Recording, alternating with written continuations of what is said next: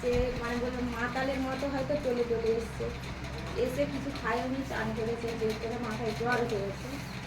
আমরা বুঝতে পেরে মাথায় জল টল ঢালার পরে প্রচুর সে কষ্ট পাচ্ছে, এত কষ্ট হচ্ছে। স্যারকে ফোন করলাম, স্যার বললো যে আমি একটু বাজে 10 মিনিট বাজে প্রার্থনা করবো। তার অপেক্ষা আমি না করে আমি নিজেই প্রার্থনা করলাম, চোখের জলের সঙ্গে প্রার্থনা করতে। অনেকটা সুস্থ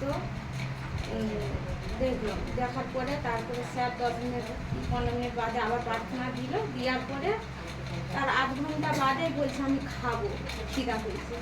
যে মানুষ মানে এসে যে কাজ করে আর বসে যে খাবে সেটা খাওয়ারও মতো না, তার দাঁড়ানোর কোনো ক্ষমতা থাকেনি, মাথায় জল দিয়ে।